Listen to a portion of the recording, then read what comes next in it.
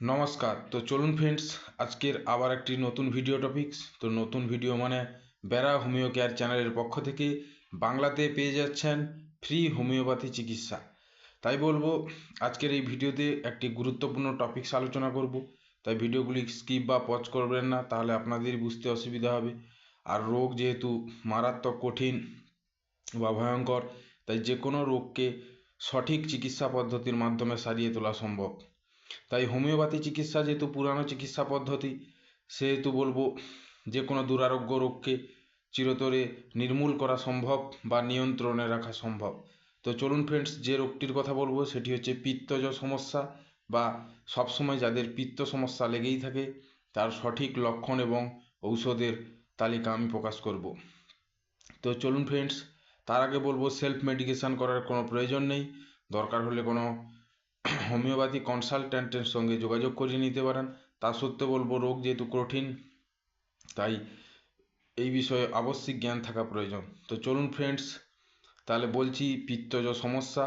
সাধারণত লক্ষণগুলি হলো যে সমস্ত শিশু, স্ত্রী পুরুষ কিংবা বৃদ্ধ সকলের ক্ষেত্রে পিত্তজ বমি, পেট সদাই ভার বা ফোলা শক্ত, গা বমি বমি, মুখে সর্বদা তিক্ত ভাব, টক আস্বাদ, মাথা ঘোরা, মাথার যন্ত্রণা, মাথা ব্যথা করা সবসময়, এবং সবসময় পিত্ত সমস্যা লেগেই থাকে, সেক্ষেত্রে অব্যর্থ একটি হোমিওপ্যাথি ঔষধের নাম বলছি। এটা মারাত্মকভাবে কাজ করে এবং সর্বশ্রেষ্ঠ পিত্তজ সমস্যার হোমিওপ্যাথি ঔষধ ন্যাট্রাম সাল্প। স্পেলিংটাও বলে দিচ্ছি, ন্যাট্রাম NATRUM, ন্যাট্রাম সাল্প SULPH। সাল্প ঔষধটি 200 শক্তি হলে 2 ফোঁটা করে সকাল সন্ধ্যা দিনে 2 বার জল সহকারে 5 থেকে 10 দিন সেবন করিতে হইবে, এবং 30 শক্তি হলে 2 ফোঁটা করে দিনে 2 ঘন্টা অন্তর 4 বার জল সহকারে সেবন করিতে হইবে। ক্রনিক পেশেন্ট বা যারা জরুরি ভিত্তিতে যাদের পিত্ত সমস্যা লেগেই তাদের ক্ষেত্রে এই ওষুধটি মারাত্মক কার্যকরী। তাই নেট্রাম সাব হচ্ছে সালফেট অফ সোডার একটি মিশ্রণ, তাই এটি ভালো পিত্তজ সমস্যা, গ্যাস অ্যাসিডে ভালো কাজ করে।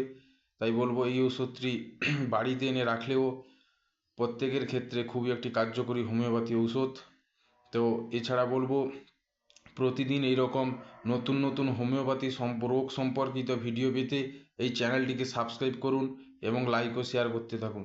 তো আজকের ভিডিওতে এই পর্যন্ত, আবার পরের ভিডিওতে আসছি। নমস্কার, গুড বাই, থ্যাংক ইউ।